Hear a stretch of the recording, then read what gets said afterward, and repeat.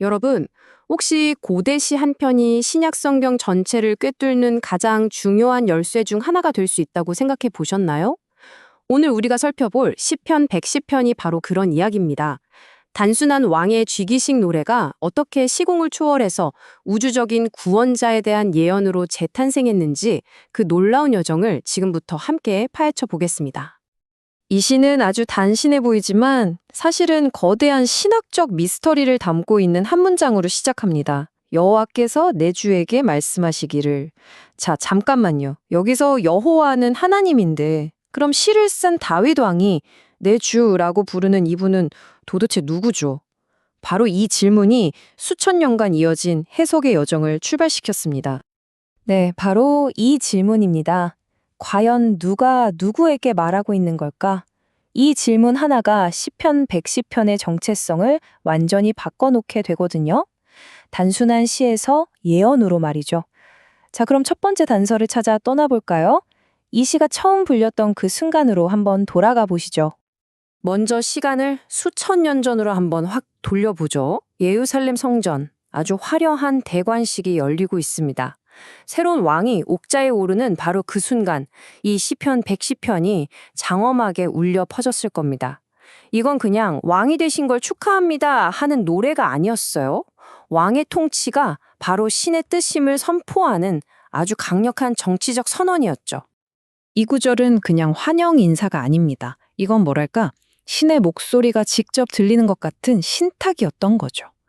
선지자를 통해서 하나님이 새로 뽑은 왕한테 직접 말씀하시는 거예요. 자, 이제 내 옆 가장 영광스러운 자리에 앉아라. 내가 네 모든 적들을 내 발밑에 깔아줄 때까지. 자, 그럼 하나님의 오른편에 앉는다는 게 정확히 무슨 뜻일까요? 이게 그냥 VIP석 같은 게 아니에요. 고대 왕국에서 왕의 오른편은 2인자, 그러니까 총리의 자리였습니다. 그러니까 이건 왕이 이제 하나님의 권한을 그대로 위임받아서 그분의 뜻대로 이 나라를 다스릴 대리인이 됐다는 어마어마한 선언인 거죠. 그리고 이 발판이라는 표현, 와, 이건 진짜 소름 돋을 정도로 생생한 이미지예요. 고대 근동의 왕들은 실제로 자기가 정복한 적들의 모습을 옥저 발판에 새겨넣었어요. 진짜로. 말 그대로 패배한 적들을 발 아래 밟고 서서 내가 이겼다! 하고 과시했던 거죠. 이 시는 바로 그 이미지를 사용해서 왕에게 절대적인 승리를 약속하고 있는 겁니다. 근데 이야기는 여기서 끝나지 않습니다. 이 시편은 왕한테 단순히 군사적 승리만 약속하는 게 아니에요. 아주 특별하고 좀 파격적이기까지 한 신분 두 가지를 더 부여합니다. 바로 왕이자 동시에 제사장이라는 약속이죠. 이 두 가지 약속이 어떻게 왕의 역할을 정의하는지 자세히 한번 들여다보겠습니다. 이 시는 왕에게 말하자면 두 개의 다른 모자를 씌워주는 셈이에요. 하나는 강력한 통치자의 왕관이고 다른 하나는 백성을 대표하는 제사장의 관이죠. 고대 이스라엘에서는 왕과 제사장은 철저하게 분리되어 있었거든요. 왕이 제사장 일을 하려다가 큰 벌을 받기도 했고요. 그런데 이 시는 놀랍게도 한 사람한테 이 두 가지 역할을 다 주는 거예요. 바로 이게 시편 110편을 정말 특별하게 만드는 핵심입니다. 그럼 이 멜기세덱은 대체 누구일까요? 성경 창세기에 정말 잠깐 미스테리하게 등장하는 인물인데요. 그는 예루살렘의 왕이었지만 동시에 지극히 높으신 하나님의 제사장이기도 했습니다. 이스라엘 제사장은 레위 지파 딱 정해져 있었는데 이 전통을 그냥 완전히 뛰어넘는 거예요. 다윗 왕가의 왕을 이 멜기세덱의 계보를 잇는 완전히 새로운 타입의 제사장으로 임명하는 거죠. 와, 이건 당시로서는 정말 혁명적인 선언이었을 겁니다. 자, 그럼 여기서 질문이 생기죠. 한 특정 왕의 즉위식 노래가 어떻게 시공을 초월해서 미래의 구원자에 대한 위대한 예언으로 바뀔 수 있었을까요? 바로 여기서부터 이 시의 운명이 완전히 뒤바뀌기 시작합니다. 그런데 역사는 이 시편의 약속과는 너무나 다르게 흘러갔습니다. 다윗 왕국은 분열되고 결국 바빌론에 의해서 처참하게 멸망하고 말았죠. 왕은 쫓겨나고 백성은 포로로 끌려갔습니다. 사람들은 혼란에 빠졌겠죠. 아니, 하나님의 그 위대한 약속은 다 어디로 간 거지? 이 시편은 그냥 헛된 희망이었나? 이 질문이 이스라엘 전체의 신앙을 뒤흔드는 거대한 위기를 만들어낸 겁니다. 바로 그 절망의 순간에 사람들이 이 시편을 다시 읽기 시작한 거예요.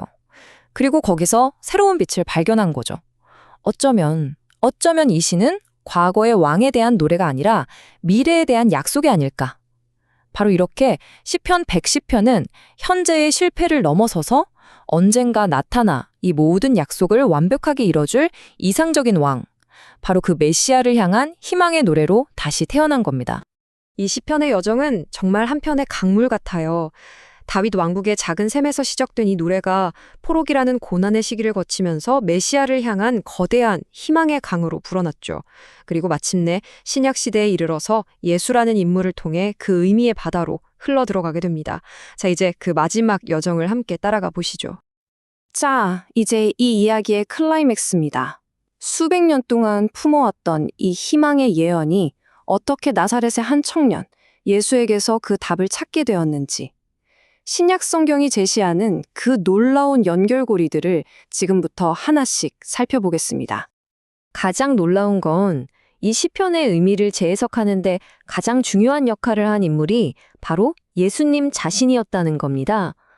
당시 사람들은 로마를 무찌를 강력한 정치적 메시아를 기다리고 있었거든요. 근데 예수님은 시편 110편을 인용하면서 이런 질문을 던지세요. 메시아가 그냥 다윗의 후손이라면 어떻게 다윗이 그를 내 주라고 부를 수가 있지?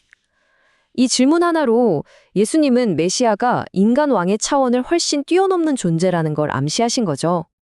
예수님이 십자가에서 돌아가셨을 때 제자들은 정말 모든 희망을 잃었을 거예요. 자신들이 믿었던 메시아가 패배한 것처럼 보였으니까요. 그런데 부활과 승천을 목격한 후에 이 시편 110편 1절에서 모든 걸 설명해 줄 열쇠를 발견한 겁니다. 아, 예수님은 패배한 게 아니었어. 지금 하나님의 오른편에 앉아서 왕으로 다스리고 계시는구나. 바로 이 깨달음이 초대교회를 폭발시킨 원동력이 된 거죠. 자, 그럼 두 번째 약속, 제사장에 대한 예언은 어떻게 됐을까요? 신약의 히브리서가 바로 이 질문에 대한 깊이 있는 답변서라고 할 수 있습니다. 히브리서는 예수님이 바로 그 멜기세덱의 계보를 잇는 영원한 대제사장이라고 선포해요. 이게 무슨 말이냐면 단 한 번의 희생으로 우리와 하나님 사이를 영원히 연결하는 완벽한 중보자가 되셨다는 뜻입니다. 자, 지금까지 수천 년에 걸친 이 시편의 여정을 따라와 봤습니다. 고대 왕의 노래에서 시작해서 우주적인 왕이자 제사장이신 그리스도에 대한 선포로 끝났네요. 그렇다면 이 정말 장대한 이야기가 21세기를 살아가는 우리에게는 과연 어떤 의미가 있을까요? 신약 성경이 내리는 결론은 아주 명확합니다. 그리스도의 통치는 언젠가 시작될 미래의 일이 아니라 바로 지금 이 순간의 현실이라는 거예요. 우리 눈에 보이지 않을지는 몰라도 그분은 지금 하늘과 땅의 모든 권세를 손에 쥐고 역사를 주관하고 계신다는 거죠. 그리고 이 진리는 우리를 그냥 구경꾼으로 내버려 두지 않습니다. 오히려 행동으로 우리를 초대하죠.